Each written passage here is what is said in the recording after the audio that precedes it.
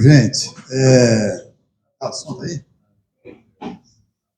Eu fico sempre lembrando daquela música do Edson, Os Improváveis. Quantos homens improváveis que estão aqui hoje, né? Que não era para estar, né? E graças a Deus nós estamos tendo a oportunidade de estar aqui, louvar a Deus, né? Buscar a Deus, fazer as pazes com Deus, conhecer a Deus, quem ainda não conhece, né? Viu o Netão ali, Netão, depois tem que chamar o Netão para dar um testemunho aqui novamente. Netão arrancou, tirou o estômago inteiro, tirou mais, conta aí, Neto, estômago, pedaço do pâncreas, baço, intestino, diafragma. Eles que não sabem como é que o médico emendou isso tudo lá. É improvável, né? Hã? Né, Marcão? Marcão passou uma barra pesada também, né, Marcão? Hã? Magrão. Desculpa, Magrão. Magrão. Eu tive um acidente, eu queimei 60%. 60% do corpo. Ficou quantos meses no hospital? Fiquei internado quase 60 dias. Desses 60, 45 na UTI, mas o total de tratamento foram 7 anos. Então, e está aqui hoje, né? Né, Peixinho? Dá um salve aí, Peixinho. Levanta aí, dá um salve para tu aí, Peixinho. Peixinho. Peixinho é milagre vivo também. Caiu do pé de manga, mas é mais forte que eu, rapaz. Quebrou tudo, mas ficou forte ainda. Rapaz. O homem trabalha que é contrator. Né? E somos, na verdade, se a gente for dar a palavra para cada um aqui, a gente vai ver que está cheio de gente improvável, que não era para estar aqui, e está aqui. Né? Mas Deus é bom. Tudo bem, meu amigo? Deve ser um improvável também, né? Estou conhecendo agora, mas todos nós somos improváveis, né?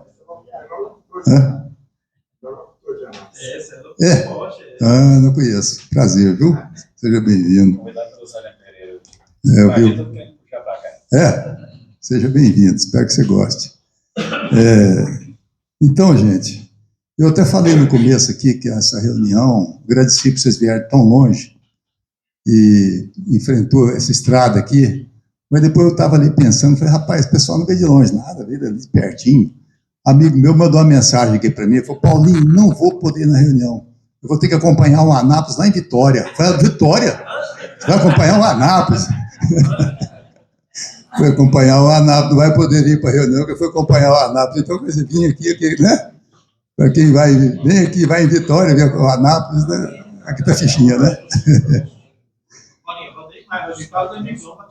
É mesmo? É mesmo? Que legal, hein, André? Falou que vinha ver mesmo. Que legal, eu rodou 2.000 quilômetros para vir. Bênção de Deus, né? Obrigado, viu, Ender? Eu mandei uma mensagem para alguns que estão meio sumidos. Esse texto aqui, ó, gente, nossa reunião é para a gente tirar um tempinho no final do mês, porque tem gente que acha complicado, acha que não dá para rir, não. 3 horas que você vai gastar entre a saída da sua casa, vir para uma reunião, tomar um lanchezinho e voltar, mais ou menos 3 horas. Que representa 4 milésimos dos 720 horas que a gente tem por mês. Né? Não é incrível? E às vezes a gente tem tanta dificuldade, né? Não sei o quê, estou sem tempo, correria, tenho que trabalhar. Tá.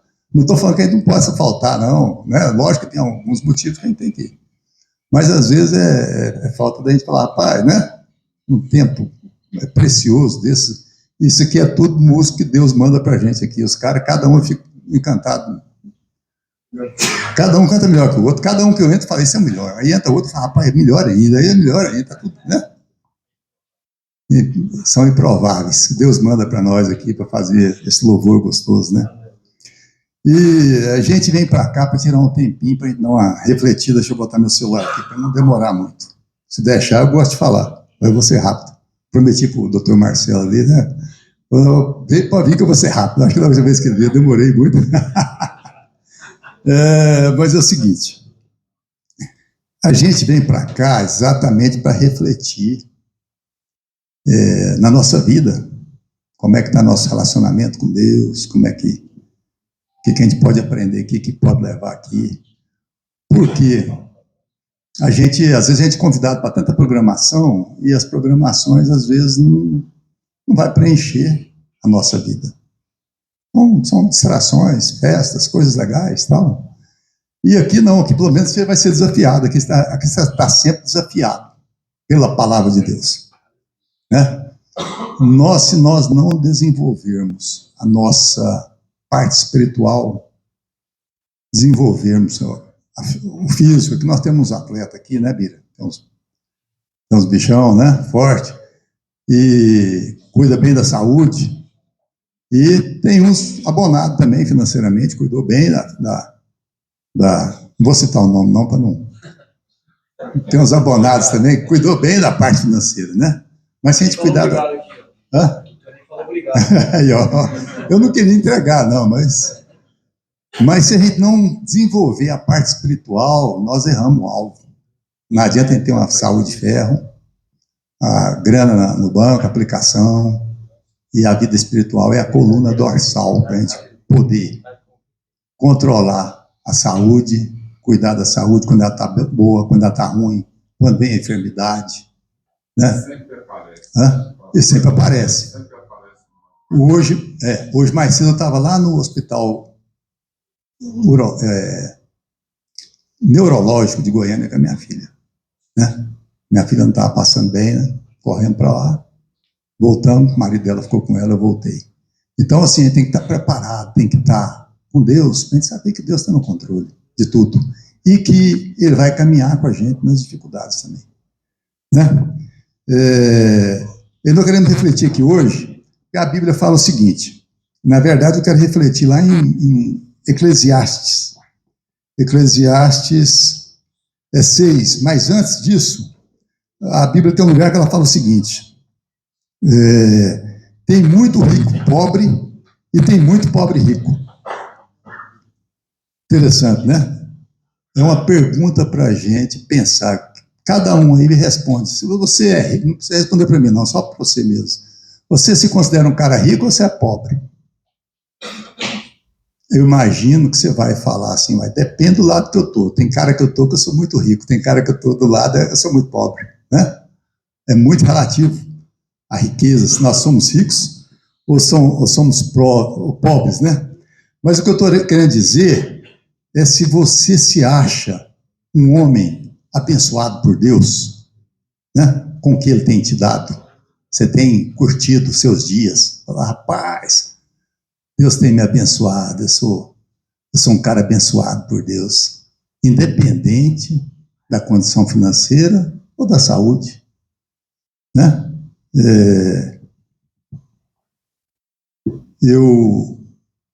Ou às vezes a gente fica naquela expectativa, vivendo naquela expectativa assim, não, eu vou abrir uma nova empresa agora vai dar certo, eu vou ganhar um dinheiro, vou ser feliz. Não, eu vou arrumar uma esposa, vou arrumar uma companheira, ou se eu tivesse casado com aquela outra Beltrana, né? Se eu tivesse conseguido isso aqui, se eu comprar um carro novo, eu vou ser feliz. A gente fica naquela ilusão, eu estou precisando de mais alguma coisa para ser feliz. Cada vez que a gente chega lá, aquilo ali não satisfez o nosso interior e a gente passa para outro anseio. Se eu conseguir isso, a gente tem tanta coisa às vezes e a gente está sempre correndo atrás de ter algo a mais para a gente ser feliz, né? Muitas vezes, né? E voltando lá no pobre e o rico,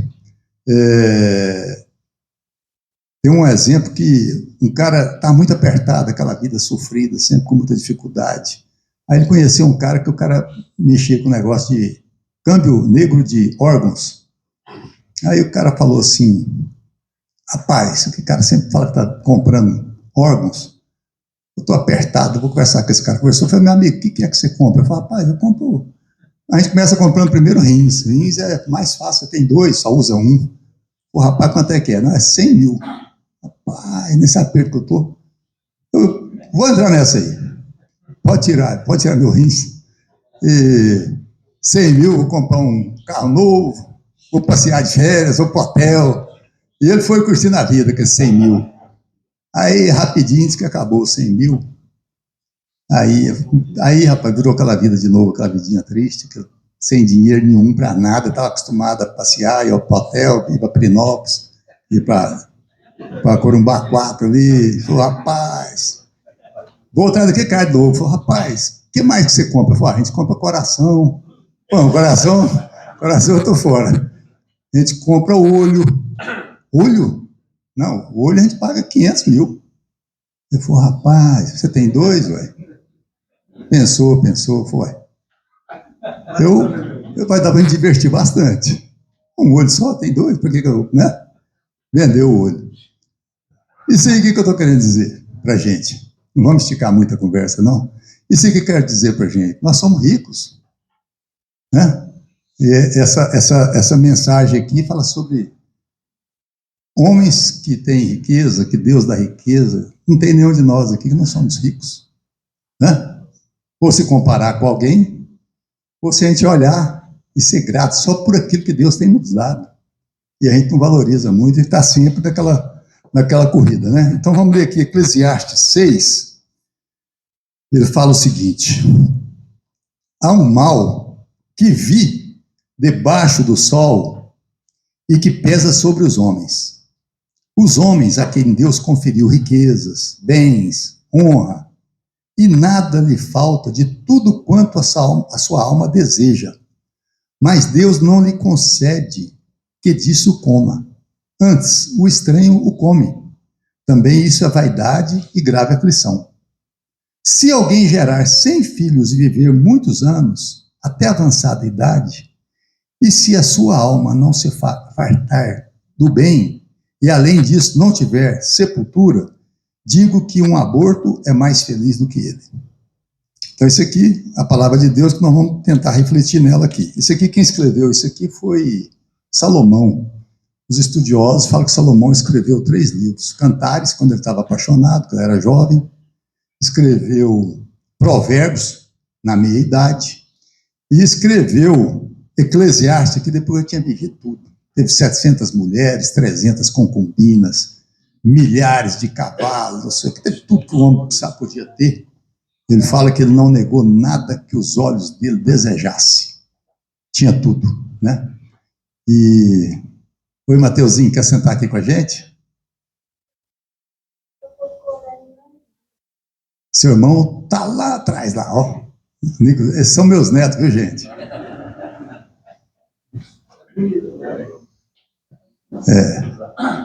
E aí, aqui tá bom hoje, tá?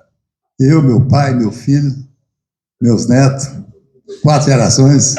Não tá todo mundo não, porque o time é grande, mas tá representado aí, né? E então, Salomão, filho do rei Davi, o rei Davi foi um cara guerreiro e tal, dominou. Salomão viveu mais tranquilo, ali em Israel, em Jerusalém, e ele começou muito bem, pediu para Deus sabedoria, não queria riqueza, queria sabedoria, diz que Deus deu para ele sabedoria. Só que ele não resistiu, aí começou a juntar mulheres, né? Juntar mulheres, cavalos, tudo que Deus pediu para ele não fazer, ele começou a fazer. E depois ele viu que a vida dele, a gente está vendo aqui, esse livro aqui é o Salomão deprimido. Eu acho que ele está bem deprimido. Ele falar aqui nesse versículo 3 aqui, ó, se alguém gerar 100 filhos, não sei quantos filhos que Salomão teve, deve ter tido muito, porque 700 mulheres, 1000 concubinas, naquela época não tinha camisinha, nem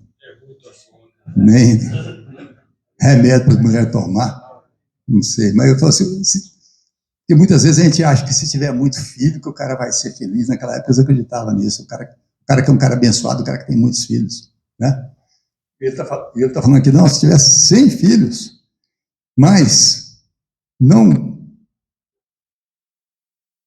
se fartar daquilo que ele tem, ele é pior do que aquele que foi abortado. Ele está bem deprimido, bem derrubado, né? Bem triste, né? Mas vamos aqui no versículo 1, ele falou assim, há um mal que vi debaixo do sol e que pesa sobre os homens. Então, realmente ele viu que esse negócio aí pesa sobre todos nós, que é a gente ter as coisas, mas não estar satisfeito com elas. Não ter um tal de contentamento, nem alegria, né? De estar com a nossa família, de estar com os nossos filhos, de estar em casa, de estar tantas coisas boas que tem, de ir para a igreja. Às vezes a gente não quer ir para a igreja, né? Lugar de buscar Deus, Deus é o nosso Criador, né? E às vezes a gente tem essa dificuldade, né? Eu estava pensando aqui nessa reflexão e eu falei, rapaz, tem um negócio também que me incomoda bastante, que a gente fica vendo isso aí, que a gente é mortal. A Bíblia fala que Deus colocou a eternidade no coração do homem. Mas nós somos mortais. Aí não gosto de pensar nessas coisas, né? Eu não posso pensar que... Eu comecei a pensar, falei, rapaz, isso é uma das coisas que incomoda bastante também nós, os homens, né? Porque a gente, todos nós aqui, eu fiquei pensando, é como se a gente estivesse subindo a escada. Nós estamos subindo a escada. Essa escada tem um degrau falso, que a gente não sabe onde é que ele está. Cada dia é um degrau que a gente pisa. Essa escada, a gente não pode parar, a gente não pode descer. Tem uns que vão mais freneticamente nessa escada, correndo atrás de tudo. Tem outros que vão mais devagar, mas nós estamos subindo nela. E a hora que a gente pisar naquele degrau falso, nós saímos da brincadeira. Isso aí é outra coisa também que incomoda a gente, porque a gente quer estar no controle de tudo, a gente quer viver eternamente. Qual de nós que não queríamos viver eternamente? Mas não. Esse aí foi a condição onde Deus criou. Deus criou essa terra maravilhosa, tudo maravilhoso, tudo muito bom. Mas falou, ó, cada um tem uma escada aí. Vocês não sabem o dia. Uma surpresa, caixinha de surpresa. Chegou aquele dia, cara, não adianta fazer nada. A gente vai embora, né? Isso aí aflige muita gente também. E o Salomão aqui, vai nesse versículo 3 aqui, se alguém gerar 100 filhos, viver muitos anos, até avançada idade, sua alma não se fartar do bem. Além disso, não tiver sepultura, digo que o aborto é mais feliz que ele. Mas ele enfatiza que não é ter ou não ter filhos, nem é a quantidade, né? E ele fala aqui que não tiver a sepultura, porque naquela época o filho queria falar para um pai que ele amava, ele fazia uma sepultura muito bonita. Até hoje, se a gente for andar no cemitério aqui nesse mais antigo, né, São Miguel, tem umas sepulturas lá maravilhosas, né? Aí o que ele está falando, você pode ter tido 100 filhos, mas os seus filhos não fizeram uma sepultura para você. Os seus filhos nem ligaram, né? Não, faz uma covinha aí para meu pai, tá bom. Por quê? Porque o pai, às vezes, não teve tempo para os filhos, não cativou os filhos, não conquistou os filhos, né? O pai estava tão preocupado com as coisas boas da vida que esqueceu. E nós somos, eu pelo menos errei demais nisso aí, né? Mas esses dias eu falei, mas como é que a gente faz esse fechamento aqui? O Salomão, lá no final do livro, Eclesiastes 12, versículo 13, ele fala o seguinte. Interessante, eu falei que ele começou bem, deu uma queda feia, e depois ele, aparentemente, que ele aprumou. De tudo que se tem ouvido, a suma é: teme a Deus, guarde os seus mandamentos, porque isso é o dever de todo homem. Fala, joia, eu quero temer a Deus, eu quero guardar os mandamentos, mas não dou conta. Eu quero ir só para o lado errado. Não é isso que acontece com a gente, às vezes? A gente gostaria de temer a Deus, ter alegria de ir para a igreja, mas nós não temos, não. Queremos só o que vai contra a vontade de Deus, né? E esses dias eu estava caminhando lá do Ipiranga com o Toninho. Aí o Toninho falou, Paulinho, vou ter que ir embora. Eu falei, vou te levar lá no seu carro. Aí eu levei ele no carro, eu falei, rapaz, vou aproveitar que eu estou perto aqui da igreja São Francisco, ali, vou lá no banheiro. Aí ele falou, vou te levar no banheiro. É bom ter amigo assim, né? Um quer levar o outro no carro, o outro quer levar o outro no banheiro. Aí nós fomos conversando, aí o Toninho soltou uma pérola. Eu falei, opa. Ele falou assim, ele citou um versículo, né? Ele falou, Paulinho, você lembra daquele versículo? Conheçamos e prossigamos em conhecer ao Senhor, como a alva, a sua vinda é certa, e ele descerá sobre nós como a chuva serôdia, que rega a terra. Eu cheguei no carro, salvei esse versículo, rapaz, esse versículo aqui, gostei dele, né?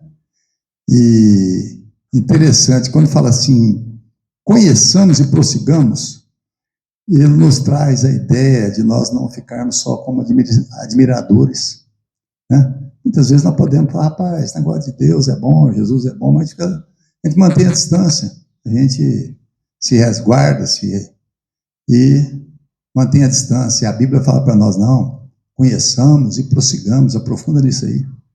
Isso aí é vida. Isso aí é vida para nós, é vida na nossa casa, é vida no nosso lar, né? E conheçamos e prossigamos em conhecer a Deus como a alva. A alva é o amanhecer, né?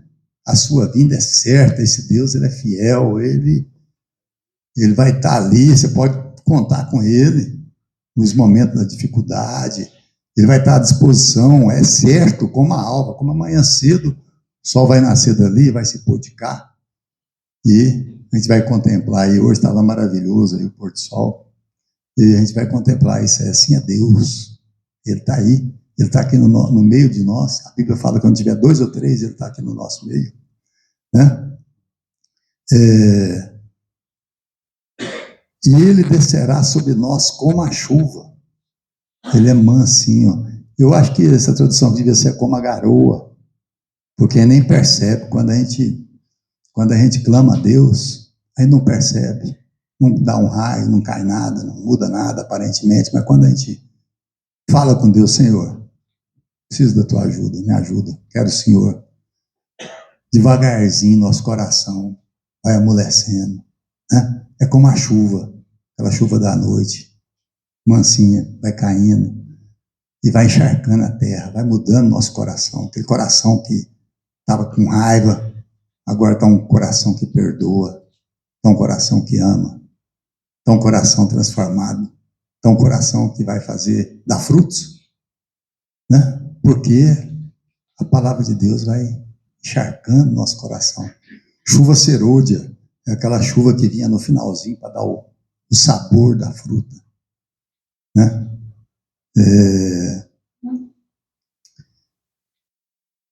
E aí, eu fiquei pensando, mas como irei temer a Deus, guardar os seus mandamentos? Mas tem um macete aqui. Não sei se é da turma mais jovens aí, né? São mais jovens, não lembro dessa palavra, não. Só os mais antigos, né? Chegar lá no cursinho, é o tal do macete, né? A turma conhece aí, né? Né, Beto?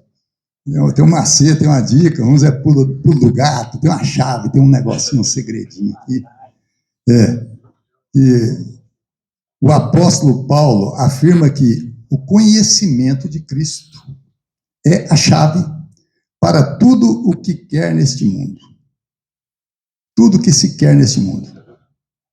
Tanto que ele trocou todas as coisas por esse conhecimento. O apóstolo Paulo era um cara conceituado,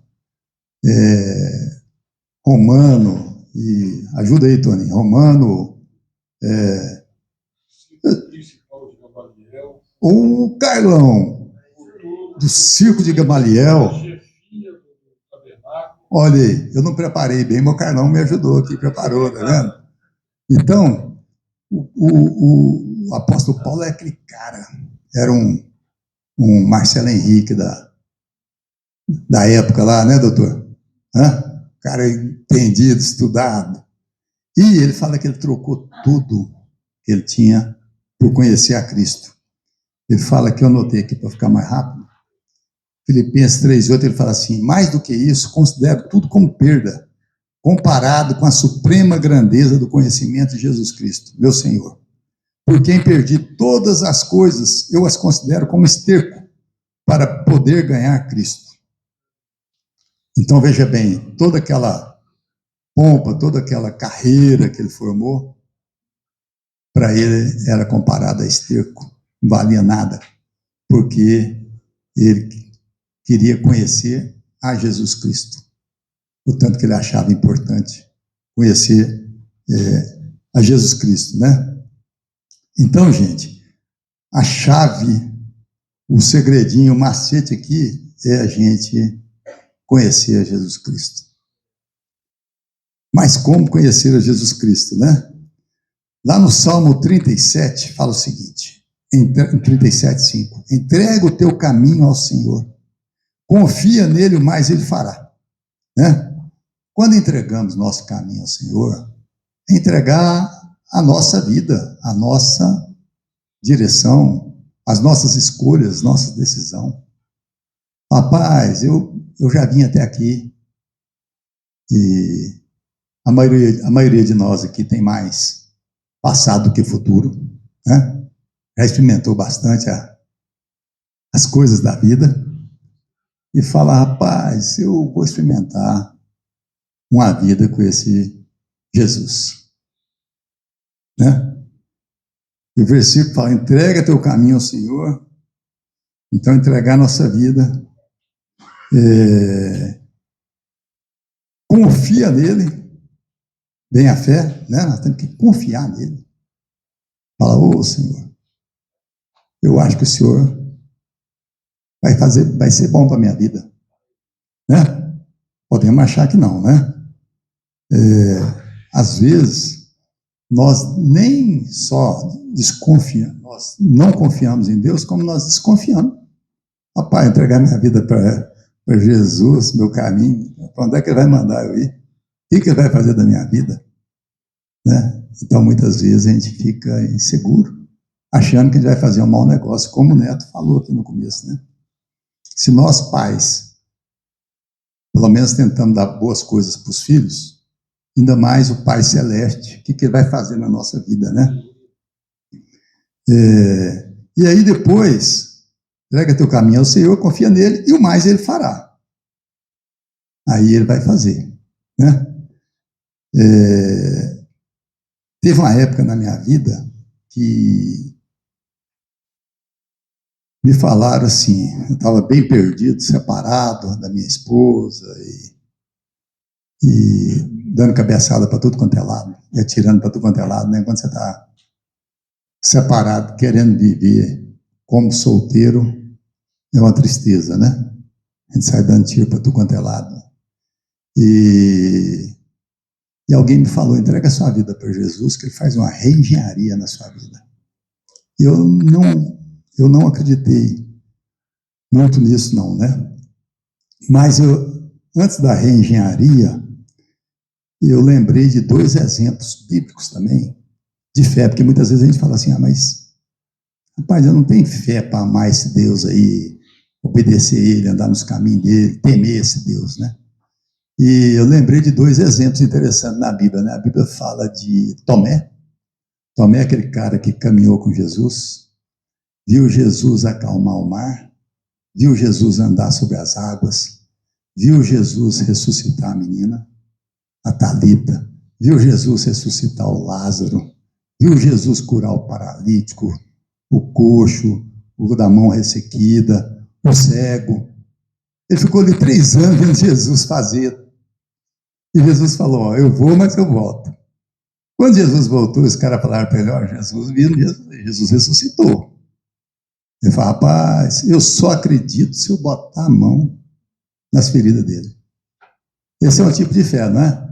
Se eu apalpar esse Jesus, eu acredito nele. Se eu pegar nele, eu acredito. Mas se eu não pegar... E outro exemplo que eu lembrei foi do cego de Jericó. Esse eu vou até ler aqui para vocês. Aqui. Marcos 10, 46. Peraí. Devia ter marcado, né? Marcos 10, 46. Olha aqui que interessante. A cura do cego de Jericó. E foram para Jericó. Está acabando, viu, gente? Começar a ler aqui, é grande, mas fica tranquilo, está acabando, já está na conclusão. E foram para Jericó.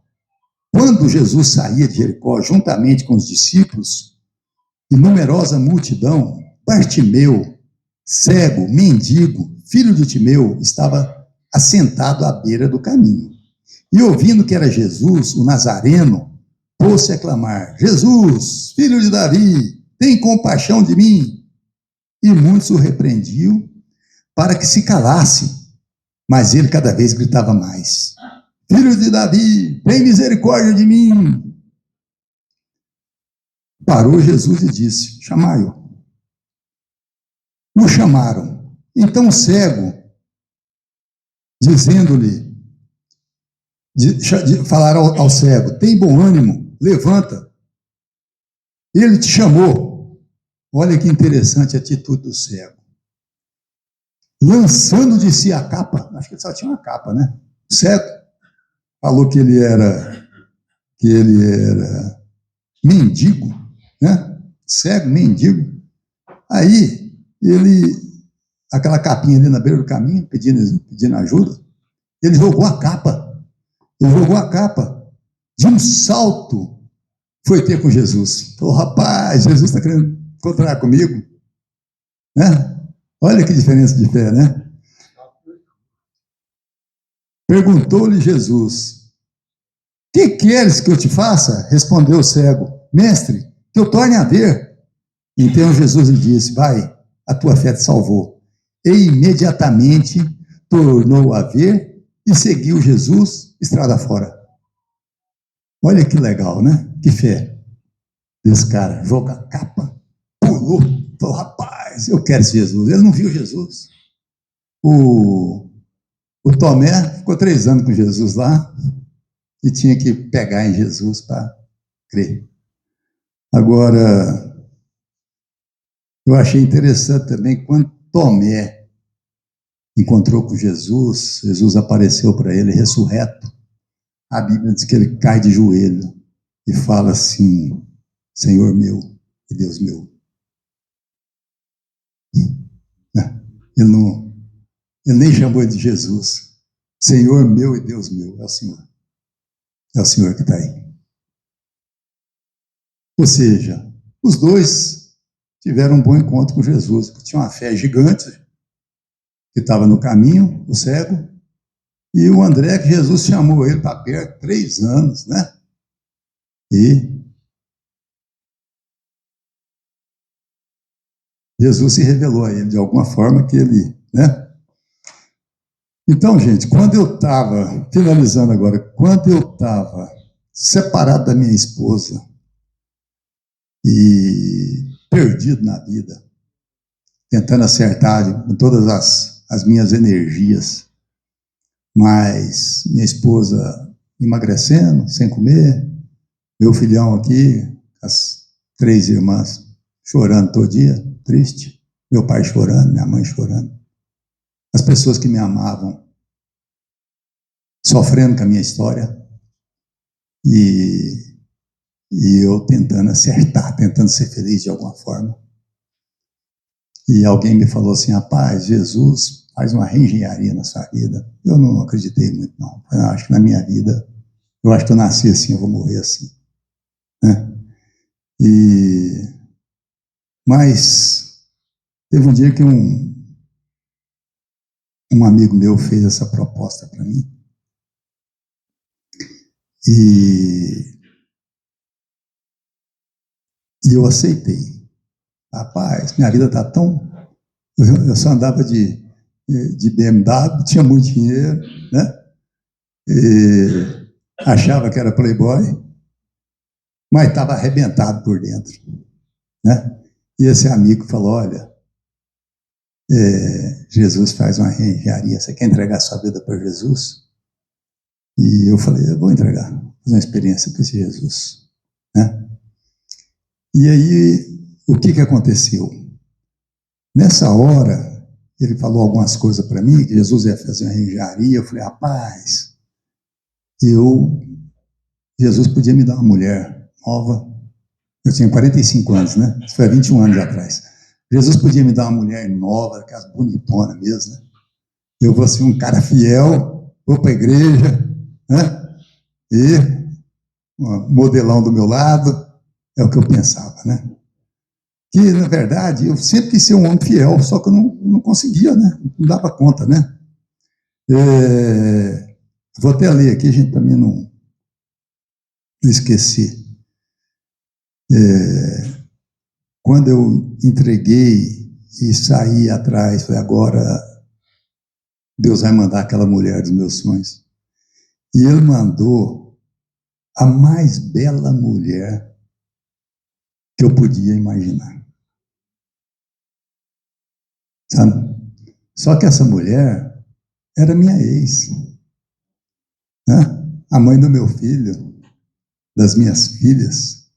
Então, ele mudou a minha forma de ver a minha ex, que para mim, depois de 3 anos de namoro, 27 de casado, 30 anos, não tinha mais atração física, não tinha, né?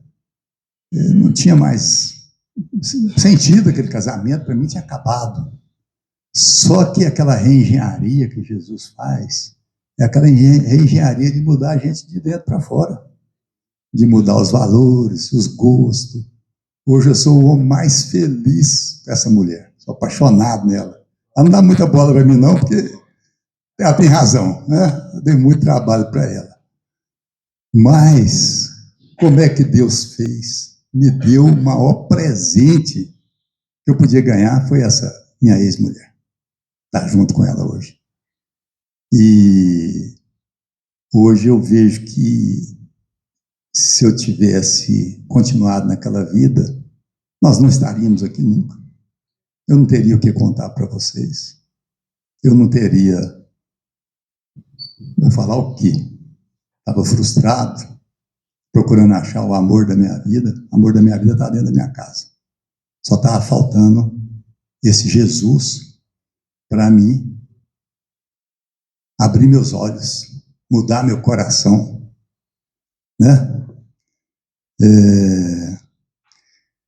Então é isso aí.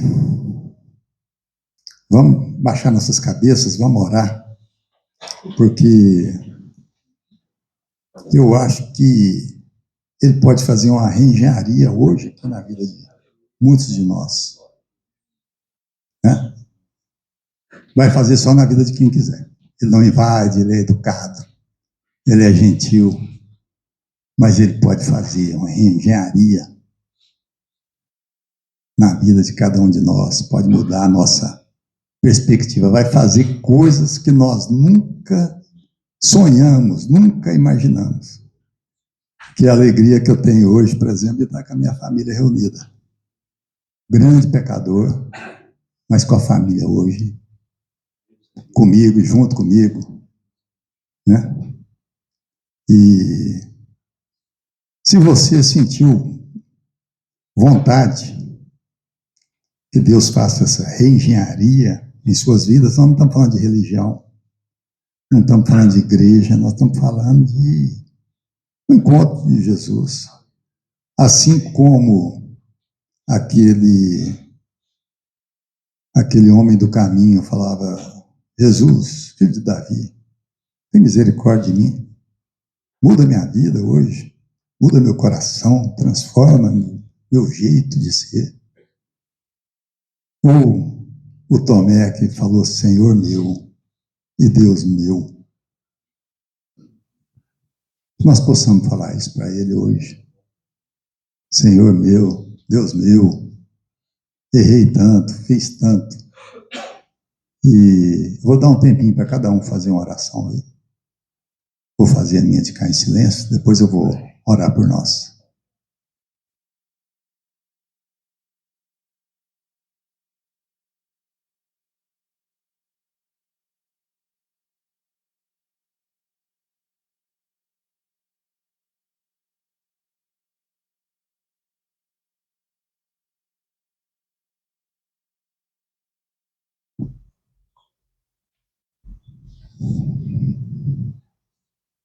Bíblia fala que a gente deve confessar Jesus, né?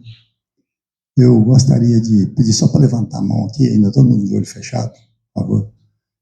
Alguém que fez essa oração para Jesus fazer uma reengenharia na vida, levanta só uma mão para mim.